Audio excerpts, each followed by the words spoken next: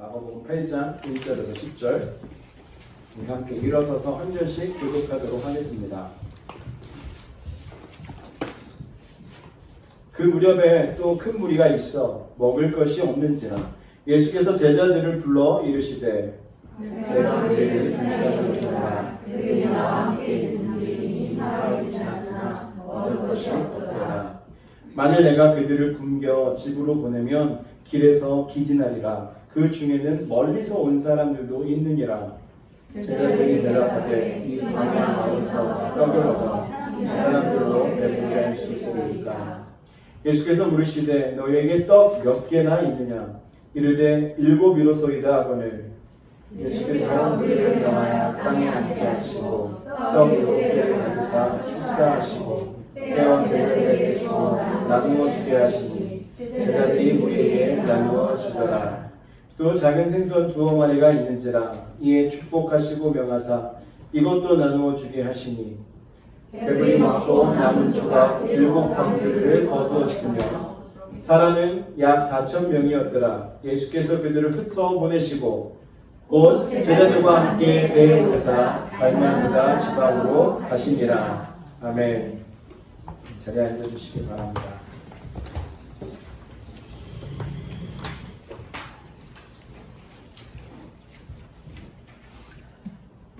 네, 오늘 말씀은요,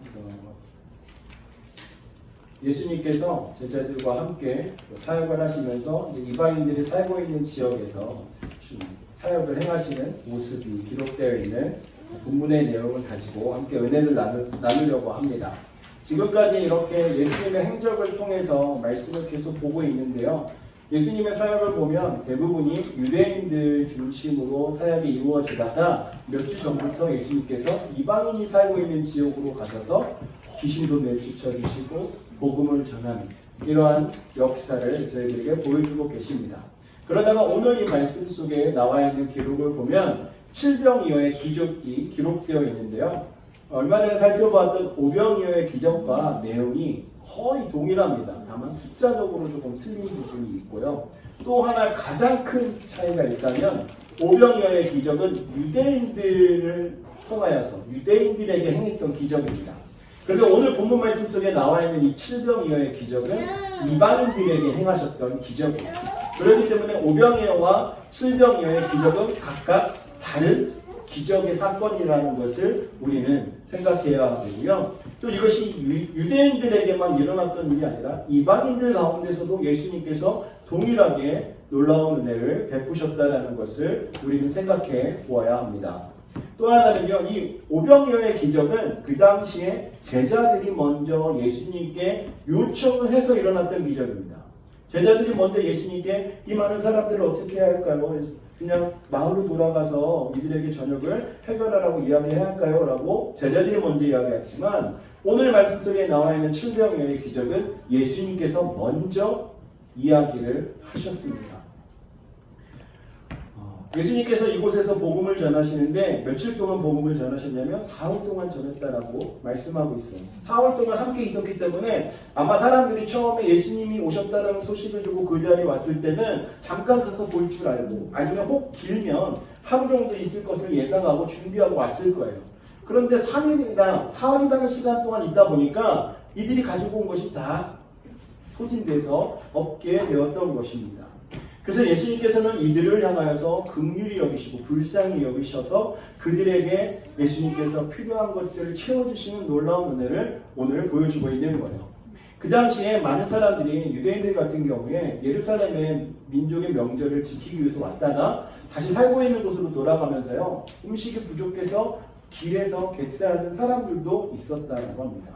그렇기 때문에 오늘 예수님께서는 그러한 사실들을 다 아시고 이 사람들이 지금 이곳에 왔는데 가깝게 사는 사람도 있겠지만 멀리서 온 사람들도 있을 거기 때문에 그 사람들이 돌아가면서 혹시 기진하여 죽게 될까봐 주님께서는 먼저 이 사람들이 먹이실 것을 제자들에게 이야기 꺼내셨던 것입니다. 예수님께서 이렇게 이방 지역에 오셔서도 많은 질병 있는 사람들을 고쳐주시고 장애 있는 자들을 고쳐주시고 귀신을 쫓아주시고 자녀를 주시는 이러한 모든 역사는요, 이사야 9장 1절 2절 말씀과 35장 5절 6절에서 앞으로 메시아가 오셔서 많은 이들에게 자유함을 줄 것을 예언했던 이 말씀을 성취하는 사건이었습니다. 그래서 예수님께서는요, 사역을 하시면서 이제는 자신이 하늘로부터 온 생명의 떡이라는 것을 사람들에게 알려주시고 하늘나라를 선포하기 위해서 예수님께서 사역을 이어가고 계신 것입니다. 주님은 모든 백성들의 필요를 아시고 채워주시는 분이세요. 여기 계시는 여러분들의 필요도 주님께서 다 알고 계시는 분입니다. 그래서 저희들이 무엇이 필요한지를 아시고 주님께서는 미리 저희들을 위해서 예비하시고 은혜를 베풀어 주시고 후히 주시고 또 저희들에게 주실 때 흔들어서 넘치도록 부어주시는 분이라는 것을 우리는 기억해야 합니다. 사랑하는 성도 여러분, 오늘 말씀 속에 나와 있는 이 신병이어 기적을 통해서 저희들에게 주시는 교훈을 함께 나누겠는데요. 오늘 말씀의 제목은 구세주 예수입니다. 예수님께서는 이 땅에 구세주로 오셨습니다. 구세주라는 뜻이 무엇입니까? 자신의 백성을 구원하시기 위해서 오신 분을 구세주라고 말씀하지 않습니까? 우리를 구원하시기 위해서 오신 예수님께서 오늘 말씀 속에서 자신 구세주임을 나타내는데 백성들로 하여금 피부로 느낄 수 있게 보여주시고 계신 거예요. 첫 번째로 예수님께서는 우리를 불쌍히 여기셨습니다. 우리를 불쌍히 여기시는 예수님에 대해서 오늘 말씀은 나와 있는데요. 1절 말씀에 보면 그 무렵 또 큰 무리가 있어 먹을 것이 없는지라 예수께서 제자들을 불러 이르시되 라고 말씀하고 있어요.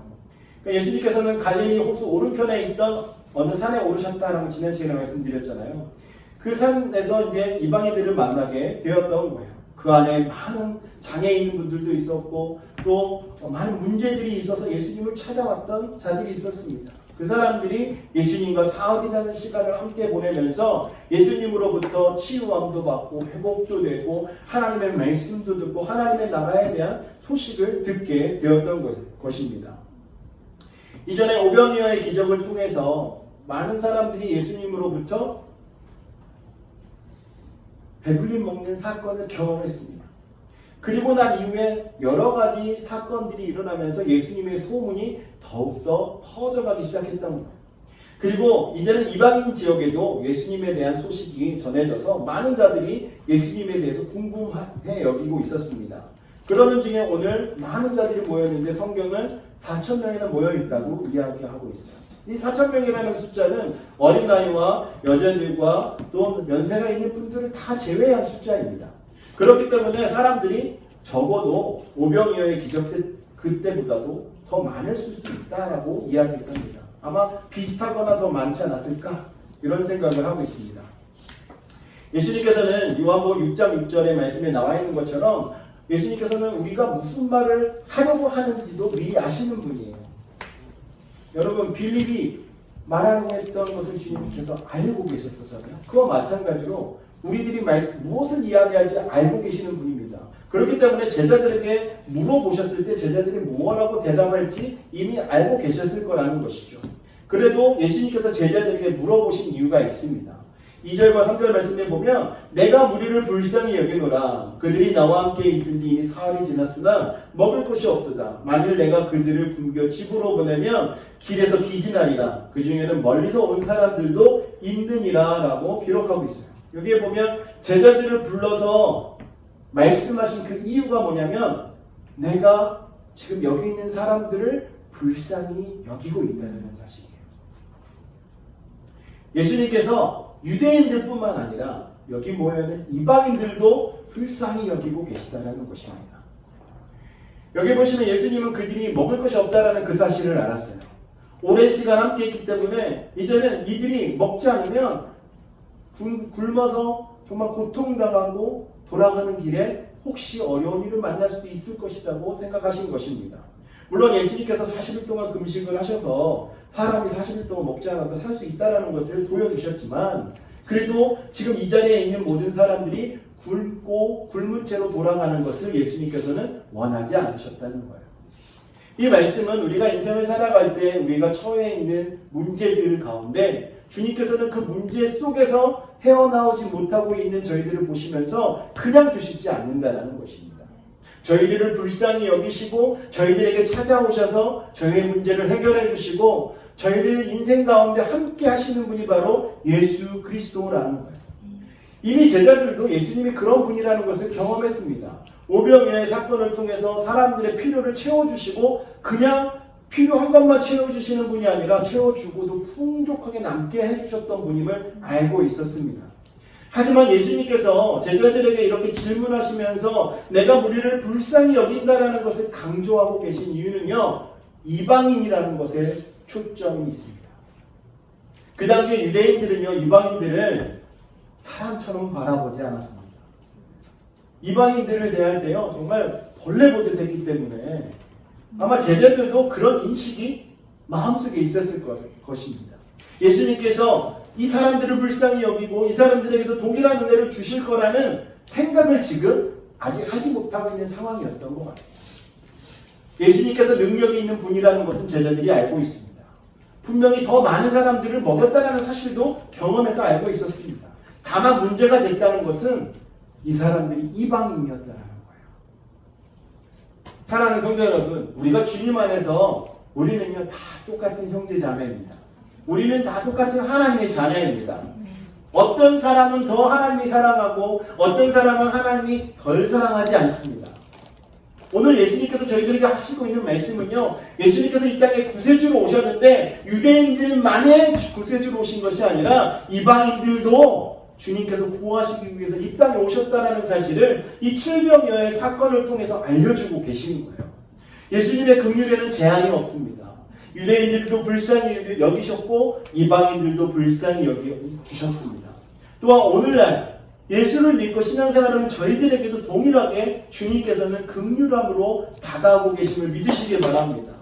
누구든지 주님 앞에 나오기만 하면 주님께서는 그의 필요를 하시고 그들을 불쌍히 여겨주시는 분입니다. 그리고 그의 필요를 채워주시는 분이 우리 주님이심을 믿으시기 바랍니다. 주님의 긍휼함은 그 넓이와 그 깊이가 저희들이 상상할 수 있는 그 범위를 벗어나는 분입니다. 사랑하는 성도 여러분, 주님께서는 이렇게 많은 이들을 만날 때 유대인이라고 해서 특별하게 더 능력을 행하시고 이방인이기 때문에 덜 행하시지 않았습니다. 유대인이나 이방인이나 모두가 다 하나님께서 사랑하는 사람들이기 때문에 모든 이들에게 동일한 은혜로 다가가고 계심을 오늘 말씀은 저희들에게 보여주고 있습니다. 이방인들을 불쌍히 여기셔서 주님께서는 그들을 배불리 먹이셨습니다.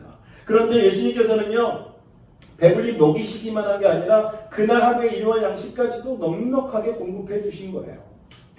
이와 같이 주님께서는요, 우리의 삶을 돌아보시면서 저희에게 채워주실 때, 저희들에게 긍휼을 베풀어 주실 때 그냥 지금 이 문제만 딱 해결하고 넘어가도록 베풀어 주시는 게 아니라 그 문제뿐만 아니라 그날의 모든 것까지도 다 해결할 수 있도록 주님께서는 부어주시는 분임을 믿으시기 바랍니다. 사랑하는 성도 여러분, 우리가 살아가면서 인생의 여러 가지 어려운 문제들, 또 신앙생활하면서 갖는 여러 가지 고민과 문제들 때문에 우리 스트러글 할 때가 너무나 많잖아요. 그때 여러분 혼자 고민하시고 혼자 끙끙 앓지 마시고 주님 앞에 그 문제를 내려놓으시기 바랍니다.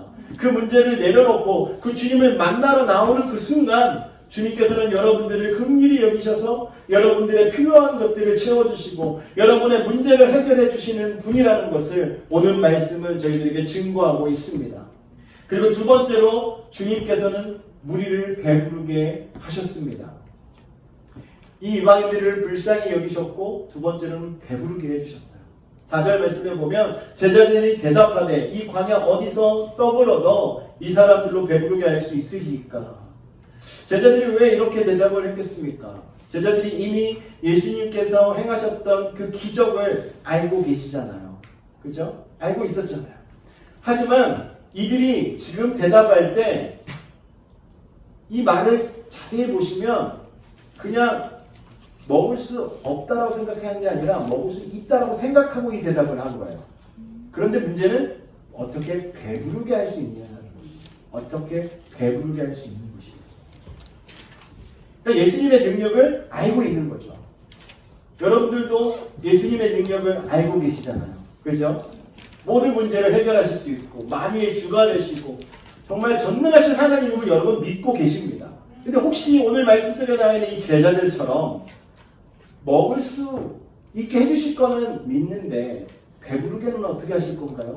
라는 생각을 갖고 계시지 않습니까?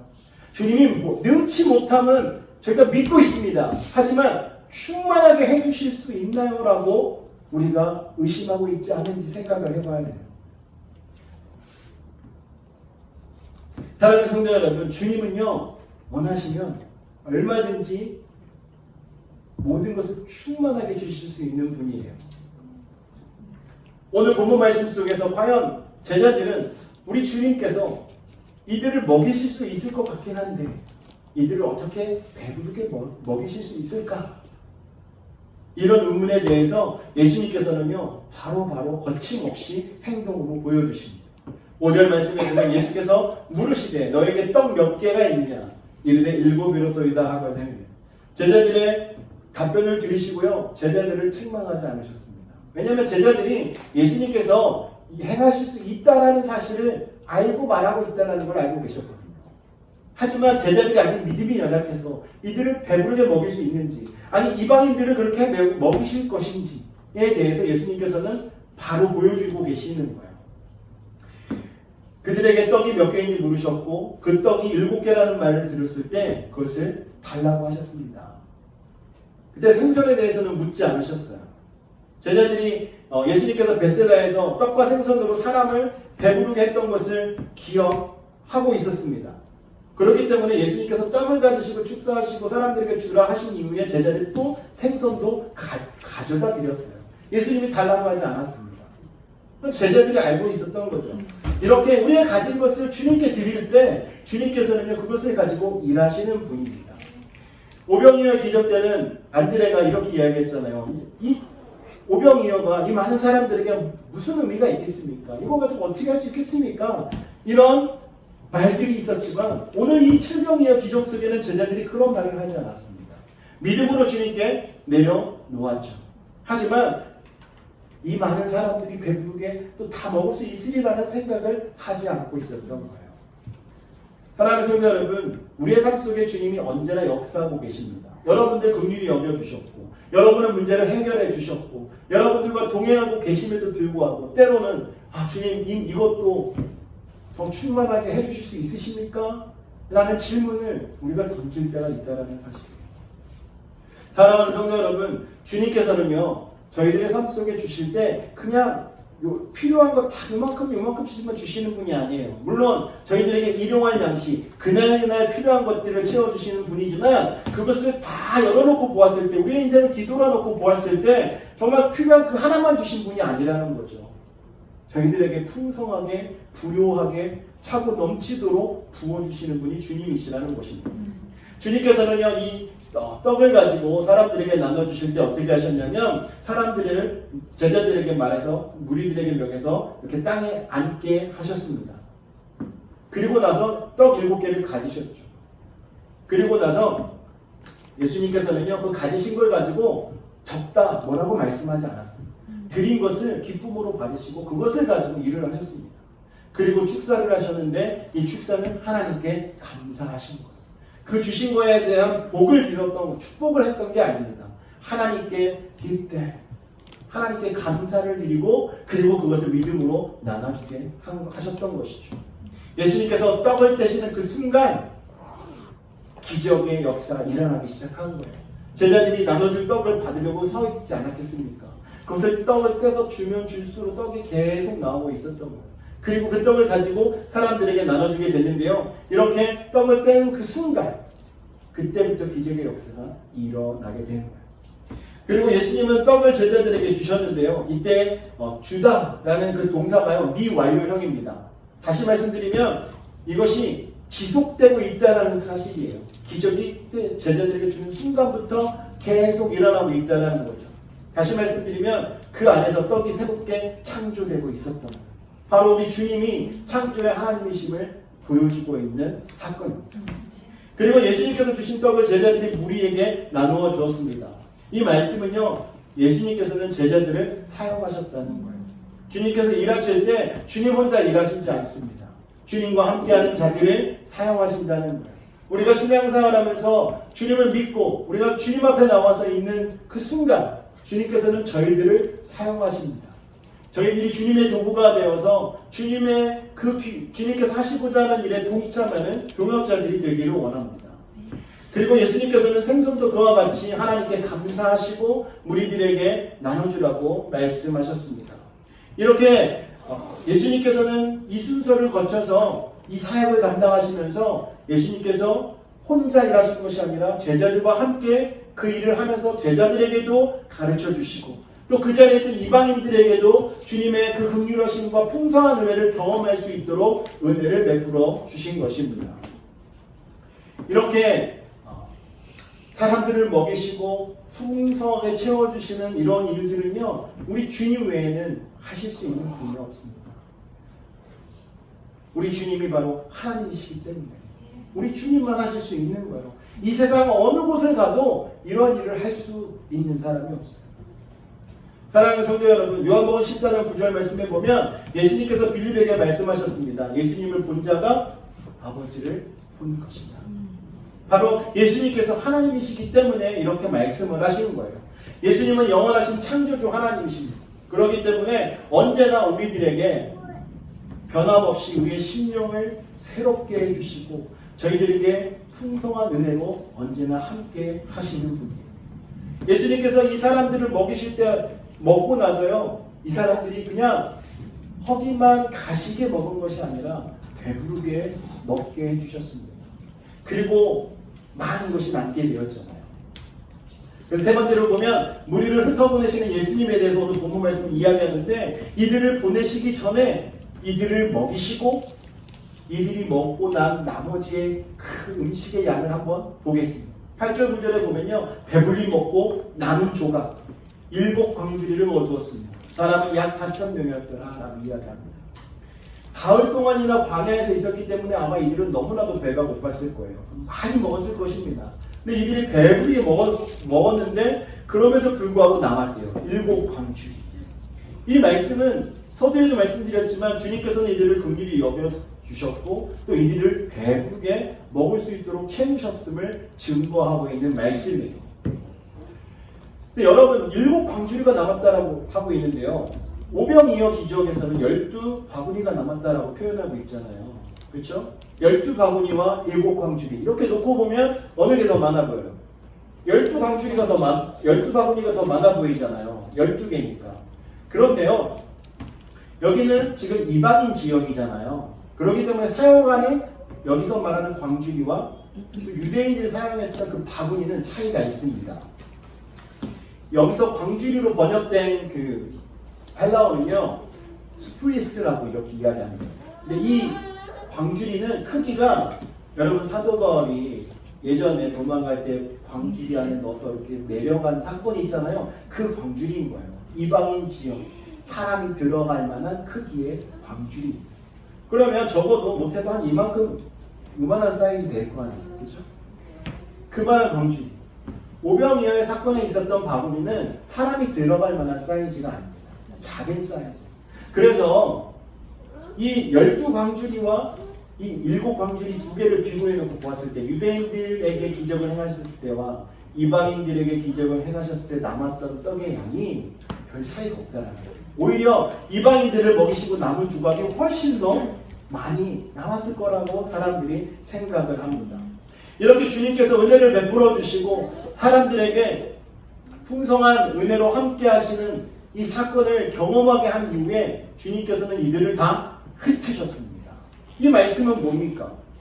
주님의 은혜를 경험한 사람들은요, 가만히 있으면 안 돼요. 주님의 은혜를 경험한 자들은 흩어져서 가야 합니다. 이 사람들이 예수님께서 가서 이 복음을 전하라고 했습니까? 전하라고 말씀하시지 않았어요. 그냥 우리를 강제적으로 흩으시기만 했습니다. 그런데 이 사람들은 분명히 가면서 가는 곳마다 지금 일어났던 이 사건에 대해서 이야기를 하면서 갔을 거예요. 그러면 당연히 예수님에 대한 소식이 다른 곳에 전달되지 않았겠습니까?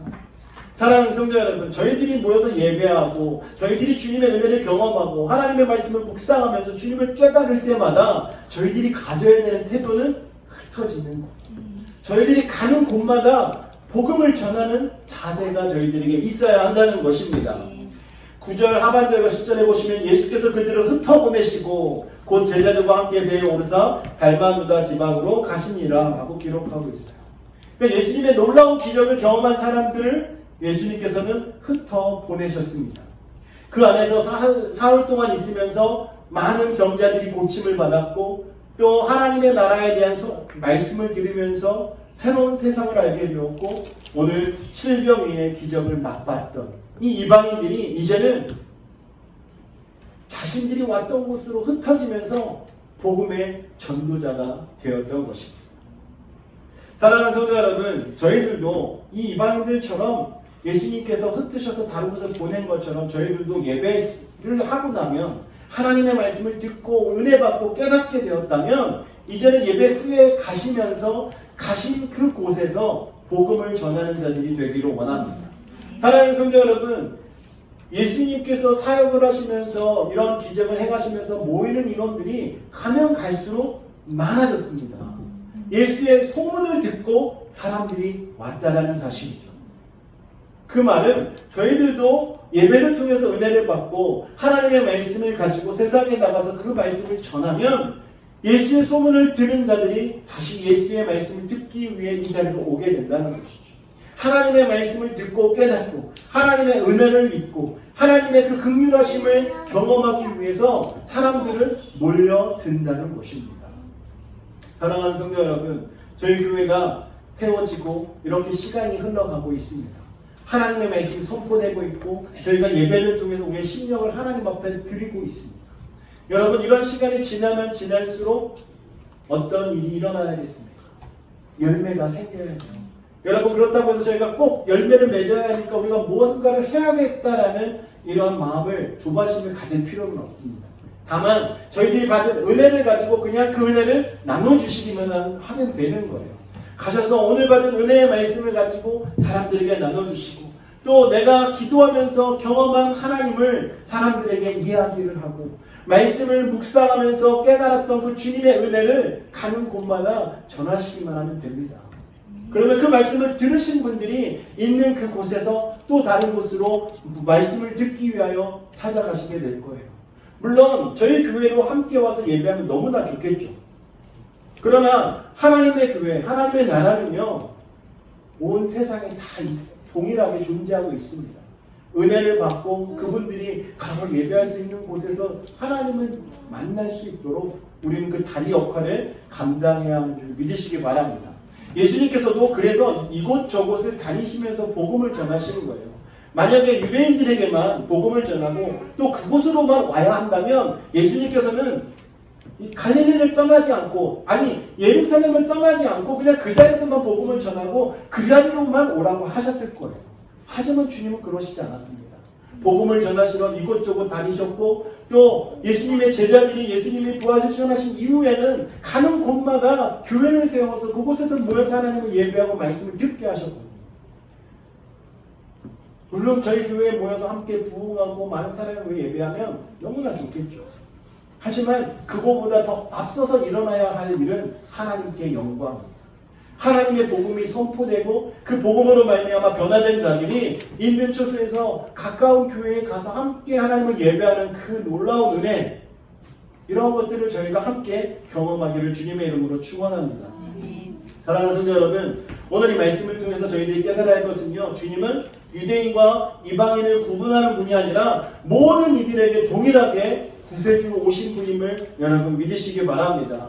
주님께서는 저희들에게 그 구원의 은혜를 주시기 위해서 이 땅에 오셔서 복음을 전하셨고 또 많은 이들에게 은혜를 베풀어 주셔서 기적을 경험하게 해주셨던 것입니다. 사랑하는 성도 여러분, 저희들이 살아가는 인생 속에 있는 여러 가지 문제를 그 위에 구세주 되신 주님 앞에 다 내려놓으시기 바랍니다. 여러분들이 내려놓으시기만 하면 주님께서 저희들을 불쌍히 여겨주셔서 저희들을 지켜주시고 저희들에게 이 7병이어의 기적을 경험했던 사람들을 배부르게 하시고 풍성한 은혜를 주셨던 것처럼 저희들에게도 풍성하게 채워주실 줄 믿습니다. 그리고 받은 은혜를 가지고 저희들이 가는 곳마다 예수 그리스도의 향기를 나타내고 예수 그리스도의 이름을 전하며 하나님의 나라가 확장되는 길에 함께 동역하는 베로우시 커뮤니티의 성도들 되시기를 주님의 이름으로 축원합니다.